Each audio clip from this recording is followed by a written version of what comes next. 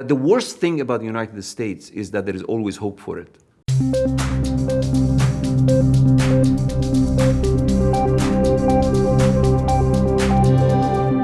Hi, I'm Reihan Salam, and this is the Vice Podcast Show. I'm joined today by Professor Hamid Dabashi, a professor of comparative literature at Columbia University, who's been writing about the Arab uprising, the crisis in Syria, and much else. Professor Dabashi, thanks very much for joining me. Thanks, Reihan. Thanks for having me. Professor Dabashi, you are originally from Iran, yet you write about the broader, what we call the Middle East. And I wonder, when you were growing up, what was your sense of this wider world? Did you see yourself as connected to this larger Middle Eastern world? Very much so. You know, Reihan, as you know, any part of the world that you grew up in my case, southern part of Iran, is a cross currents of world events. In my particular case, I grew up in part of Iran that was very much under the influence of obviously Iranian culture, Indian culture because of its connection to the Persian Gulf and the Arab Sea and Indian Ocean, and also African culture in terms of cuisine and etc. So a combination of African, South Asian, Iranian, and Arab culture was the environment in which I grew up. And that very much stays with you wherever you go. And when I went to Tehran to go for my undergraduate studies, there was an element of them going to the capital. It was a major cosmopolis that was undoubtedly very important. But it didn't have a culture shock or anything. The other thing is that because of the British colonial presence in the southern part of Iran, because of the oil, going back all the way to the Mossadegh period, there was an exposure to European culture in southern part of Iran that others lacked in northern part of Iran, which was more under the Russian influence. So you had a larger conception of a post-colonial or a global South world in which these intellectual currents were traveling, you were exposed to them. Precisely. When you say that there was a European influence in your city in southern Iran, I wonder, was the encounter with European culture, did it feel like an encounter of equals, or did it feel as though European culture felt dominant, on the rise, whereas these other cultures were the cultures of subject peoples, and so European culture had to be reckoned with in a different kind of way?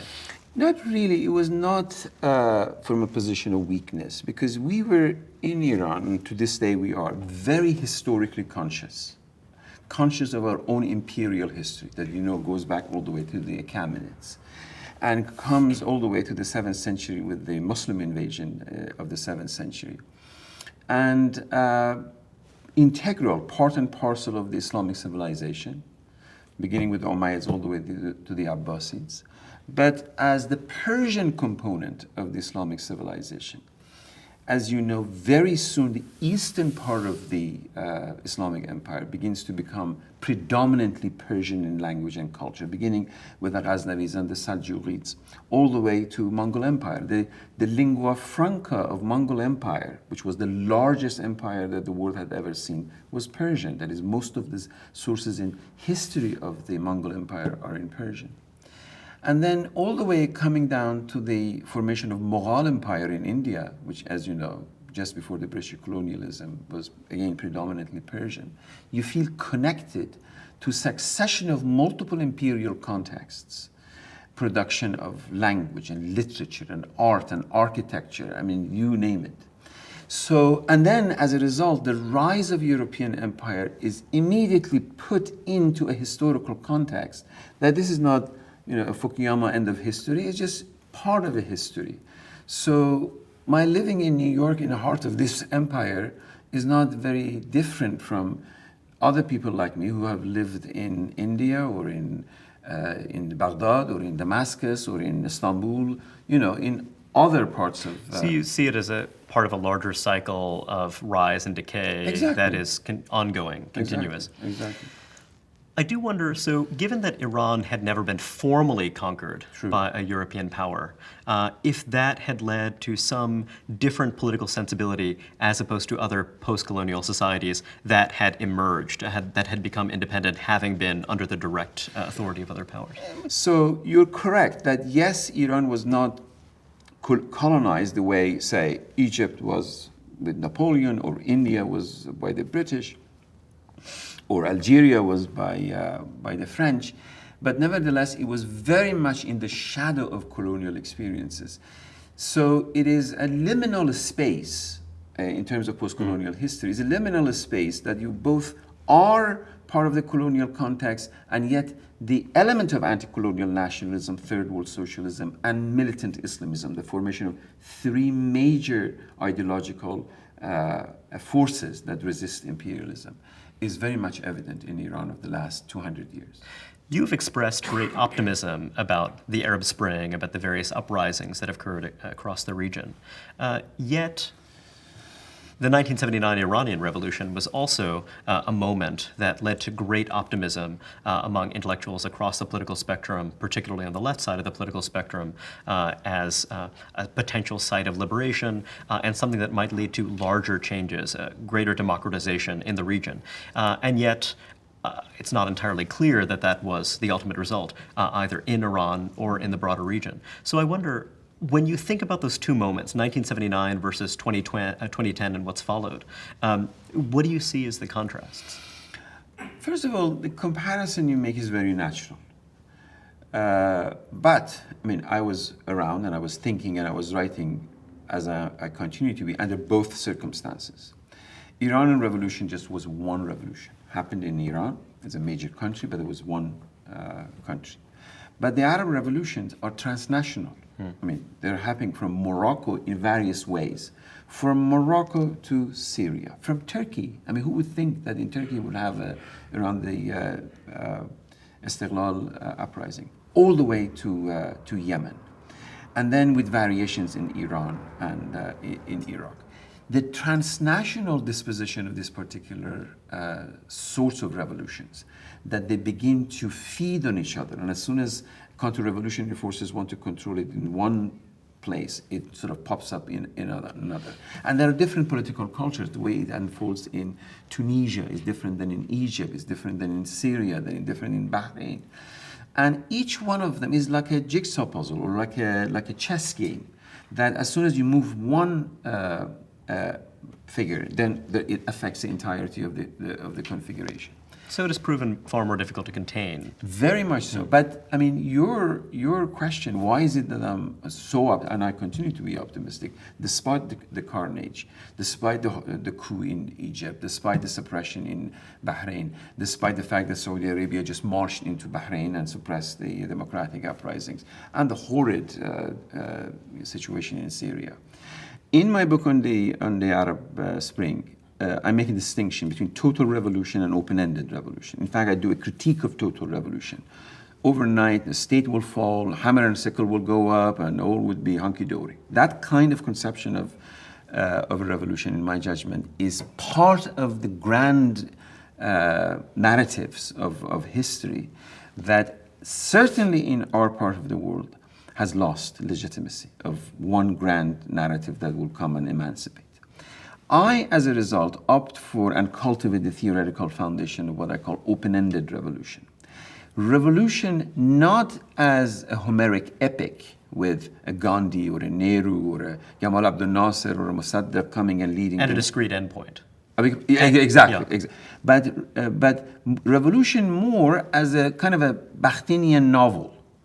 Heteroglossy. You don't know what exactly is going to happen in the next page. And as a result, agency of social formation, the significance of public space. My thinking is very much under the influence of Hannah Arendt, the way she began, I mean, after against a history of 200 years of theorization of French Revolution, in her book on revolution, began to pay far more critical attention to the American Revolution and made a distinction between liberation and freedom. Liberation from tyranny and freedom to participate in politics, which for Hannah Arendt was predicated on the primacy of the public space. And as a result, Tahrir Square or Taqsim Square or Azadi Square, in my judgment, are being reconstituted as a terra incognita, as a tabula rasa of political participation on which no grand ideology, No grand narrative has any legitimacy, and people are making it as they go. The reason that President Obama or Europeans or the Saudis or the Qataris, they don't know what to do with these revolutions is because there is no grand narrative that they can dismantle.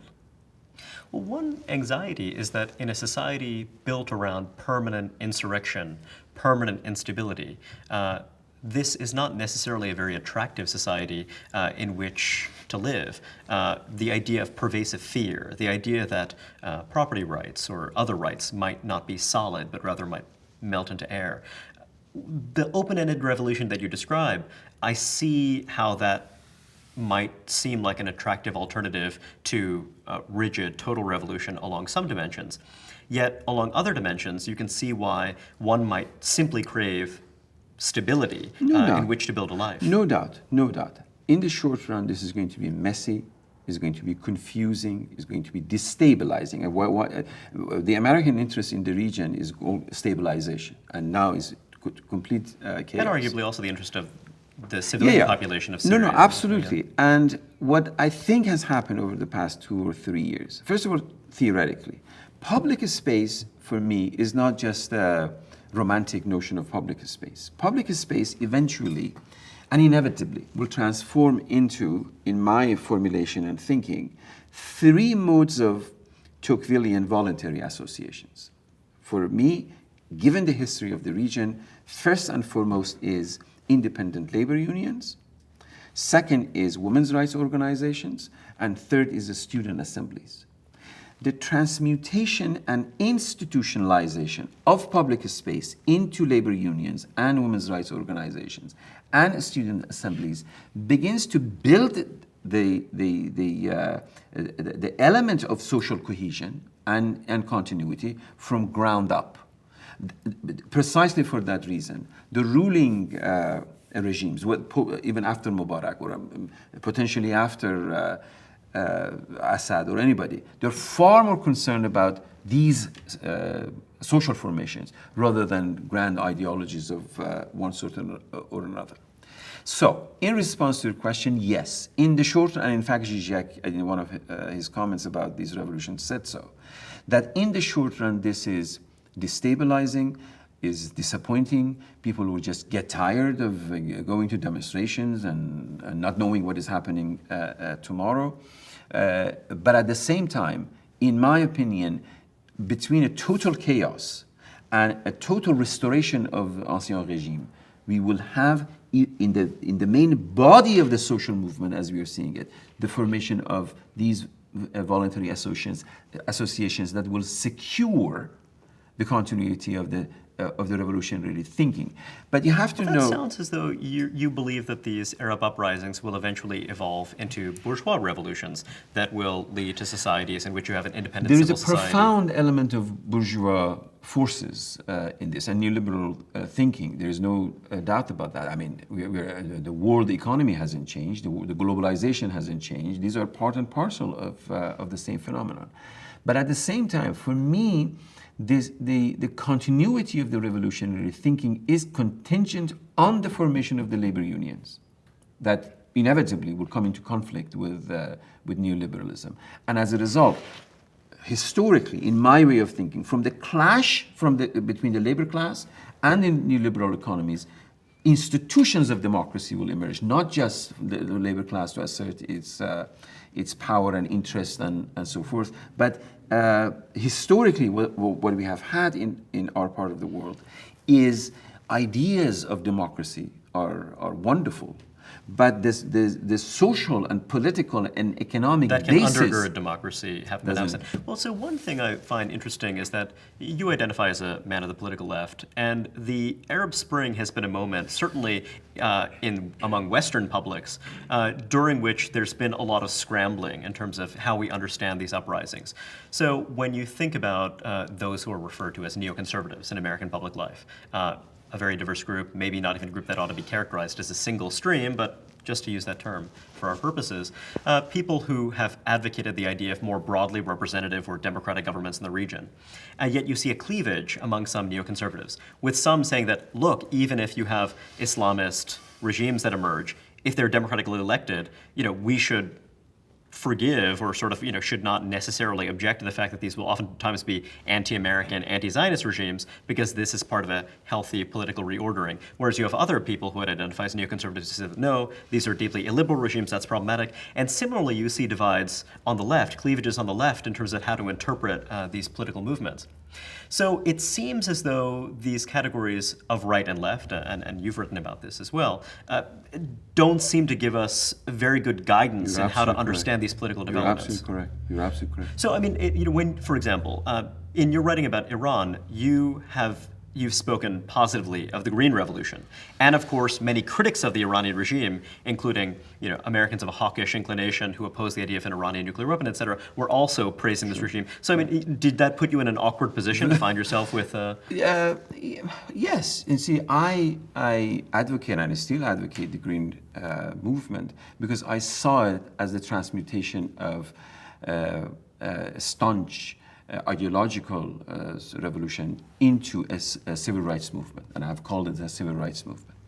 And then, as you rightly say, McCain began to support a green thing, and Obama began to support it, etc. So then I began, and before I began to dissociate myself and my thinking about the Green Movement from the right wing of Americans, I had to also settle my accounts with my friends and comrades on the left, because they began to dismiss it and say, oh, this is a bourgeois revolution. The kids in the northern part of Tehran, they think their vote has to be counted twice. So I had to do a certain corrective lens that no, this is not a bourgeois revolution. There's a profound element of class in it, but needs to be articulated. It was vague. If you listen to Mousavi's own talk, he kept saying, I'm not the leader of this revolution. This is really a massive movement. I'm only a comrade of it. But as soon as you begin to correct position with the left, suddenly the right comes to claim the Green Movement. So you have to do it. You have to do the same corrective legs on the right. This, to me, but back to 1979, we didn't have that problem.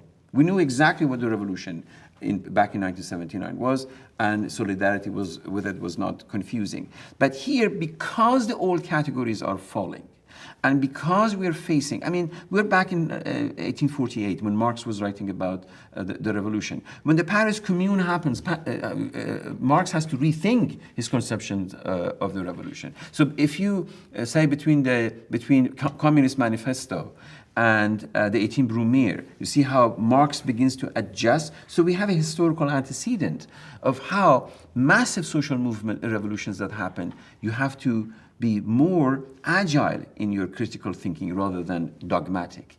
Dogmatic on the left or right. When we look at Syria, you've written about statisms of the right and the left, and the idea that the political conflict happening in the United States right now over what we ought to do in Syria, it seems interesting and illustrative of many larger ideas. The idea that ultimately the United States is going to be decisive. Ultimately, whatever American foreign policy happens to be, is important, et cetera. But you've written that we really shouldn't be thinking first and foremost about the Syrian state and who controls it and who doesn't control it. I mean, can you elaborate on that idea? You see, this part is part of my sort of the architecture of my thinking that I'm constitutionally, I wouldn't say I'm an anarchist, but I'm very suspicious of state formations. I mean, as you saw in Egypt, as soon as the Muslim Brotherhood came to power, they began to try to monopolize the power. And then you had a military coup. So my sort of the upstream from the question that you're asking is, for me, is the significance of the strengthening of the civil society, of public space, of voluntary associations, of those three sources that I said. Those to me are far more important than who will control the state apparatus. Right now, as you see, you have the bloody criminal Assad regime, and you have all of these equally criminal forces, financed by Saudis, by the Qataris, by Americans, etc., vying for what? Competing for what? For power. They want a state power and controlling of the state. My argument is... And competing for legitimacy, because the idea of legitimacy is what gives you overseas development assistance, the right to speak on behalf of the state. Legitimacy, ipso facto, is a public they have to be recognized by public Yes. as legitimate. They cannot imagine it from heaven. It has to be acknowledged by the public, by the people, by the citizenship. This is why this is the birth of citizenship. I mean, this bloody horror in Syria can go on for when? How long? I mean, one day has to come to an end. My argument in the essay that you refer to is you can conquer a land on horse, but you have to come down to rule it. When you come down to rule it, these Syrians, 26 million of them, will not be the same Syrians who endured the fear and intimidation and horror from Hafiz al-Assad to Bashar al-Assad. These are different Syrians.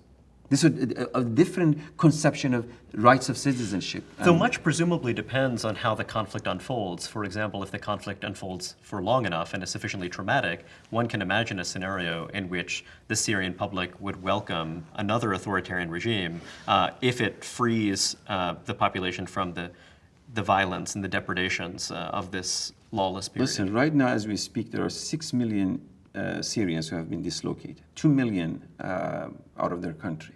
So, in fact, Syria is a fictive state, is really effectively dismantled. I just wrote an essay on a documentary on Camp Zaatari in Jordan. That I look at Camp Zaatari, which is horrid. It was supposed to be 10,000, and there are 100,000 plus people in there.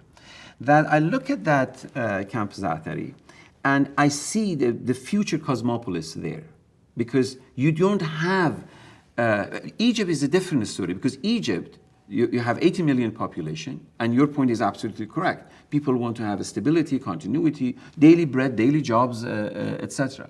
But it's not just Egypt, it's also Syria. And if you look at Syria, if the pressure of these revolutionary uprisings is such that it's impossible to imagine any one of these figures.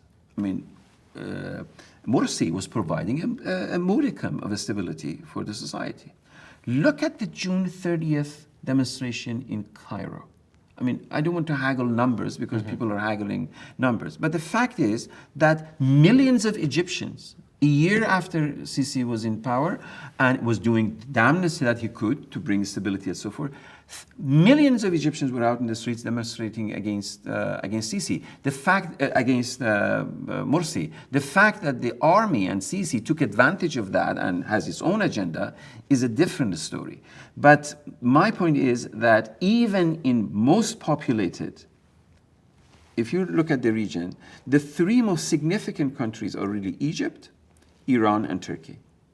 And each one of them has a problem which is integral to the rest of the region. So the catalytic effect of these three pillars and what is in between them. And then smaller countries like Tunisia provides examples of how could a post-revolutionary process operates. Gives us a picture that, going back to the original point, that this population, 300 million human beings in the region, they are not the ideas of, look at the slogans of the revolution, Egyptian revolution. Hurriya has nothing to do with the United States or Israel or anything. Hurriya, freedom, adala ijtimaiya, social justice, walaish, bread. So economy is part of it, but there are other issues that has to do with the dignity and integrity of citizens. Some of your writing about the Syria crisis has struck me as a bit evasive for this reason. When you're looking at the unfolding crisis, when you're looking at the level of violence, when you're looking at the internally displaced and also the refugee outflows, this raises legitimate questions regarding security. You know, when you look at the fact that some of the violence has spilled over into Turkey, obviously Jordan has been transformed by it. There's a great deal of anxiety in Israel and elsewhere. So this working through, you know, in a way, there may well be a normative and cultural transformation that's happening through the process of displacement.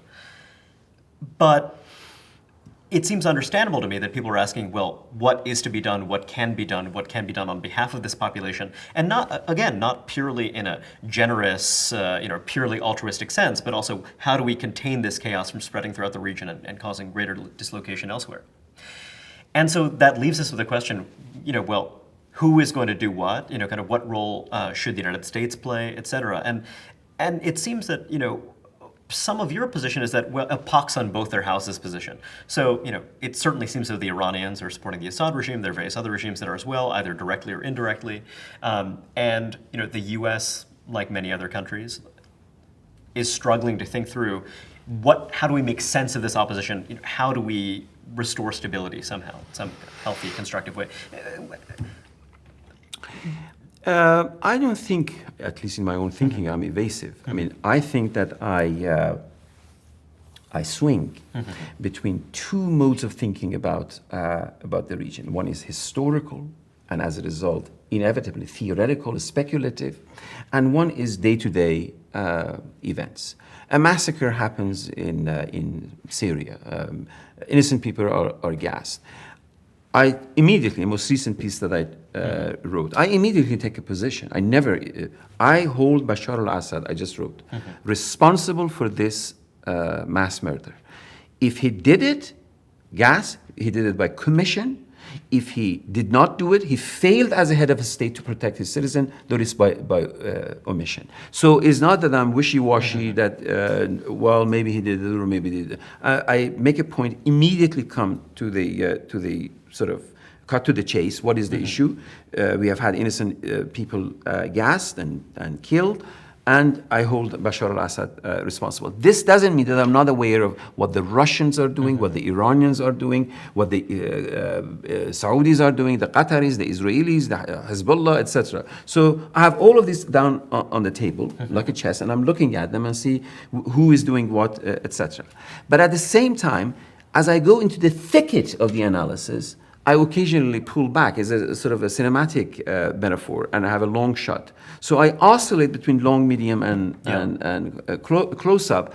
And as a result, if you look at my writing over the last three years, I have a sculpted vision of what is happening. I am not sort of hesitant from details, but I'm not getting lost in the details either. If you have a journalistic thing, oh my God, look, 6 million is located, with which I sympathize, you don't allow yourself an analytical, theoretical, sort of a speculative distance from the scene in order to be able to think differently. I mean, we are in a very bizarre world historic moment, and there is no formula. I mean, if you are sort of classical left or classical right, you have an angle, you see certain things, but you're missing the full picture. My own position is the reality of this mammoth that is unfolding in front of us, and nobody has a vision. I mean, one of the major things that I talk about in my writing is the question of regime of knowledge. When people scream, "Ash-Sha'b yurid isqat an-nizam," people demand the overthrow of the regime. This regime is not just the state apparatus; it's also regime of knowledge.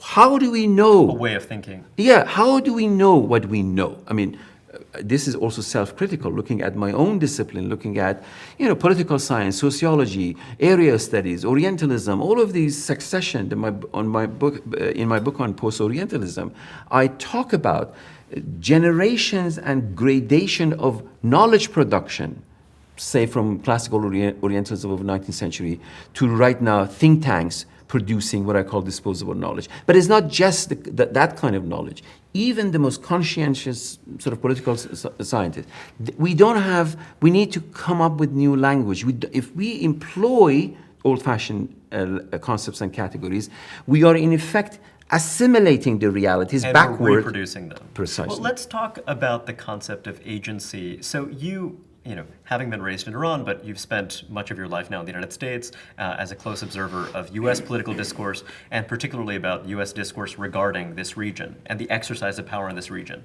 I want to talk to you about the idea of agency, because it seems to me that in the course of this debate, it really is a debate about American power and American agency and American responsibility. And I suppose one could say, and this seems to be an inchoate sense among many Americans, that, well, gosh, let's wash our hands of this. I mean, why should we think of ourselves as being relevantly responsible in this region at all? This really shouldn't be our concern. This fixation, tell me about your view of American agency and how that's changed and how you see it unfolding in the course of the Syria crisis. I mean, do you think that America has an imperial sense of itself? Oh, and that's what- absolutely. American state apparatus, not American people. I make a clear distinction. Remember, we have had just the Occupy Wall Street movement in our own country, right here. We have had the Indignato movement in Europe. We have had in Turkey, in Greece, in student uprising in Quebec, the uprising in Brazil. I mean, there's something is happening globally. It's not just in the Arab and Muslim world, including United States, as we saw during the Occupy Wall Street. So far, I mean, look at the figure of Obama. Look at the first election of Obama back in 2008, and the euphoria of joy and hope and anticipation. I live in Harlem. I saw it visibly with my own eyes of anticipation that and hope and excitement that he generated among the younger generation of Americans who wanted to have a different conception of their country. And I have no doubt that Obama was cheating or was lying. I believe that when Obama spoke against the Iraq War, he really meant it. And when he was criticizing any number of foreign policies, he meant it. But then he moves into the heart of the imperial machinery in Washington, D.C., interest groups and think tanks and AIPAC and YNAP and all of these things begin to work their work, and political machinery and the Congress and all of these forces, and then it assumes the American power, military power, assumes a reality sui generis. How does this machine think? We have regional interests. Saudi Arabia is our ally, Israel is our ally, Pakistan is our ally. So these are the forces that are supporting us. Iran and Russia and Syria and Hezbollah and Hamas, these are the world is chessboard. Our enemies. So as I wrote recently about Obama's lack of policy, it's just not Obama's lack of policy about Syria, it's just it's a short-sightedness, okay, and the absence of critical thinking. This NSA, issue that they're reading our emails and listening to our phone calls, to me, is just gibberish. So they listen. What does that mean? There's lots of facts, but how do you read the facts? You don't read facts by hiring somebody from Princeton, Harvard, or Columbia with high IQ and great degree in security studies. You read facts with the cultivation of public, as Immanuel Kant called it, public reason, critical intelligence. I have written on this. The reason that we have a pervasive element of conspiracy theories in this country, from JFK's assassination to events of 9/11, the anniversary was yesterday, is the absence of a public intelligent discourse of discussing about these issues. And as a result, as soon as Obama or any other president, doesn't matter, I mean, I don't believe, in my own lifetime at least, we will have a more eloquent, a more principled person than Obama when he went to office. But now we're talking about drone killings and about kill lists made out of Obama. So yes, U.S. has imperial interests, thinks strategically, thinks in terms of its global interest, looks at Persian Gulf and the Indian Ocean and the Arabian Sea, oil resources, etc. And as you said, the metaphor of chess game comes into operation. What is actually happening on the ground is entirely outside the political DNA of this political culture. It is exactly the opposite of Iranians. Iranians work, the Iranian political apparatus works exactly the opposite. They're far more powerful in Afghanistan, they're far more powerful in Iraq, they are present in Syria, they're present in Lebanon, they're present in Palestine, etc. Because Americans go and bomb from the air, and Iranians go from the ground and begin to cultivate alliances and so forth. This difference in strategy and in political thinking will continue. This is the dilemma that they are facing in Syria. Obama can start bombing Syria any day, tomorrow. Can stop bombing. So to what result? Iranians will start picking up the pieces and forming alliances in whatever shape or form will happen. So going back to your question, yes, Americans are confused. They don't know what to do with these revolutions because there is something wrong with the very intelligent military apparatus. What Harold Laswell in his essay 1944-45 called it garrison state. The essay was about United States. Garrison state mentality that sees the whole world, as late Chalmers Johnson put it in his Blow Up trilogy, as a military, as a strategic board, how to move military, not how to look at environment and resources and people's aspirations, people's dignity, etc. But when we think about imperialism, I mean, the term is obviously used derisively, yet the imperial is related closely to the cosmopolitan. The idea of obligations that stretch beyond one's borders, and the idea that American power creates obligations as well. Certainly literally when you look at the ideas undergirding post-war American grand strategy, the idea is that you build a web of constraints, you build a web of security obligations and commitments, and the idea is that these security obligations and commitments will deter conflict from erupting. So, on one level it seems that you want people to have a more broad-minded and cosmopolitan view. You having grown up in southern Iran and seeing your culture as a product of the intermingling of many different cultures, etc. And it seems that given the power of the United States and how it's enmeshed economically, strategically, but also culturally in the Middle East, that it's inevitable that such a society would have a debate around what to do. Such as U.S. As a society like the U.S. would Yeah, have a debate yeah. about what to do. Yeah. And so, as someone who is a participant in American public life, I mean, how would you want to inform that debate? Excellent question. You see, going back to the origin of your question, we make a distinction. In fact, Kerry, when he was running for office, made a distinction between empire and hegemony. This is an empire without hegemony. And in fact, I think it was Kerry who said, I don't want empire without hegemony, I want hegemony without empire. And because of its geographical location, because of its history, because of the fundamentally Christian disposition of its thinking, any number of reasons one might give, it lacks a kind of caring intellect that we have seen in other empires. You're absolutely correct that cosmopolitanism and imperial thinking all go together.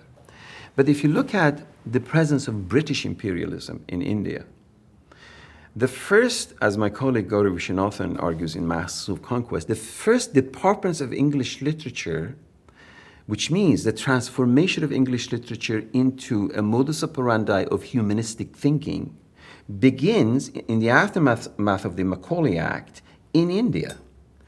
Macaulay, in Macaulay Act, we said we need a class of Indians who look Indian from outside but think like us.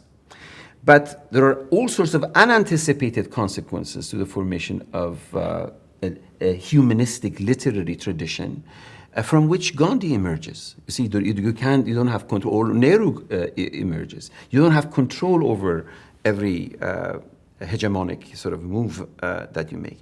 In United States, and I'm not the first one to say it, Tocqueville said it. I mean, the anti-intellectual disposition of this particular country, from Tocqueville's Democracy in America, the one chapter begins, among all civilized or Western nations, there is no country less inclined towards philosophy than the United States, all the way to other sociologists that have written on this particular aspect, because it's more or less is insular, it is satisfied, it has a pragmatism aspect to it, and as a result, a global consciousness that it's compatible with global power has never existed in this. And there is, in fact, a discrepancy between a provincialism of the political culture and the imperial conquest.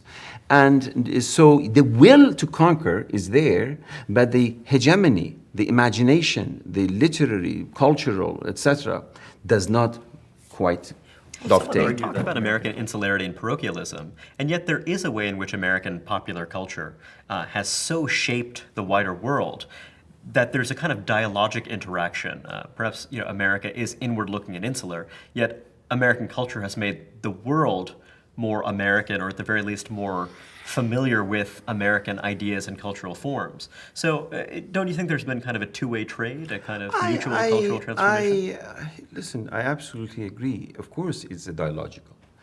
And like the heart of any empire, people come into the heart of the empire and enrich it in language, in literature, in cuisine, in every way. But what I always argue is, and I put it this way, people in India don't eat Indian food. They eat food. People in Mexico don't eat Mexican food. They just eat food. Only in New York, you eat, we go Mexican or we go Indian.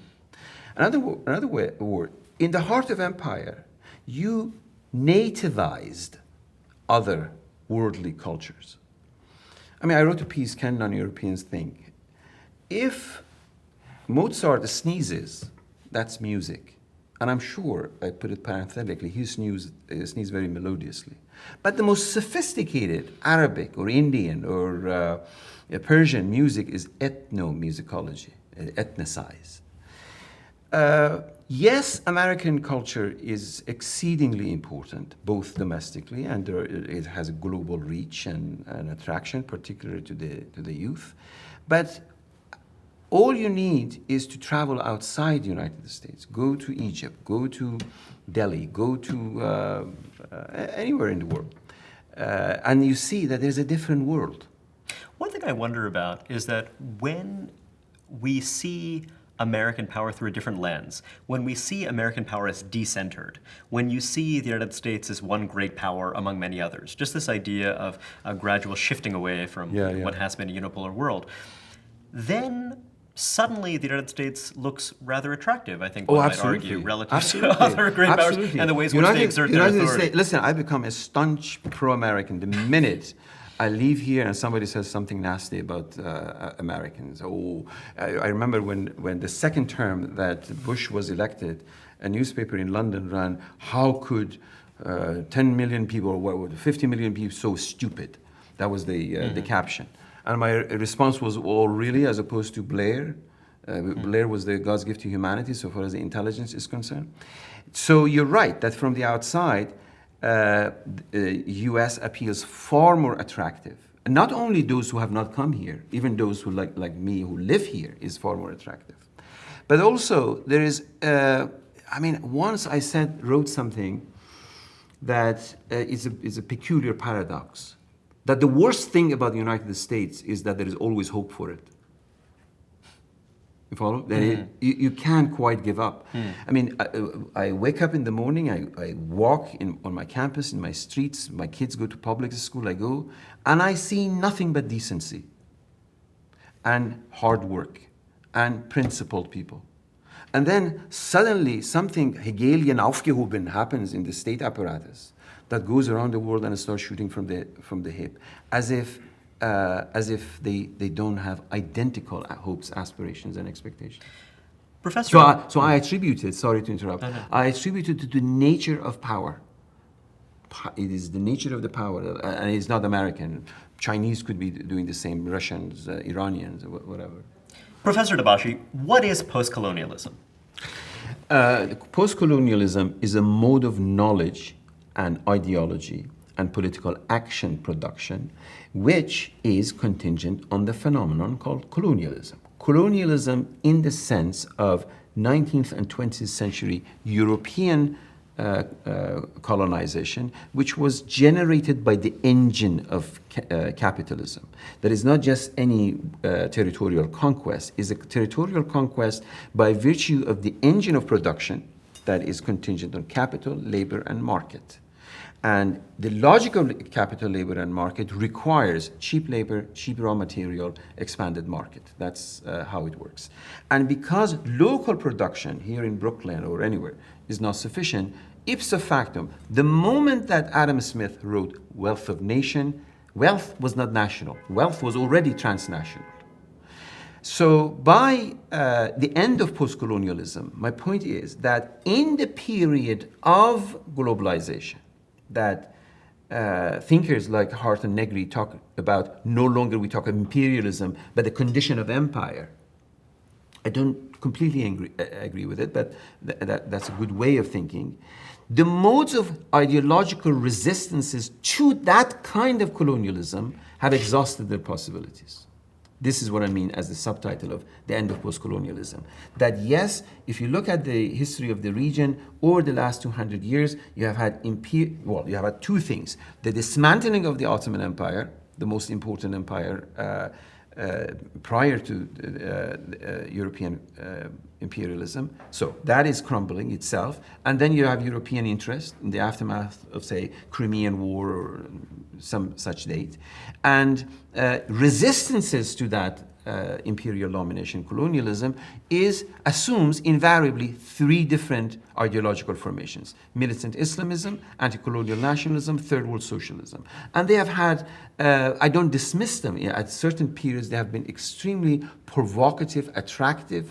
They have caused revolutionary movements, political loyalties, etc. But the way I see it, none of these grand ideologies is any longer legitimate, operative, convincing, mobilizing. And all of, not just Islamism, my colleague, friend and colleague Asif Bayat talks about post-Islamism. It's not just Islamism as a militant ideology that has ended. It is also the way we have conceived third world socialism or anti-colonial nationalism. They too have ended, which means we are at the threshold of discovering, going back to an earlier point we were talking about, discovering a new language of talking about agency, your point, and a new sort of coagulated form of solidarity that will mobilize the people for political ends.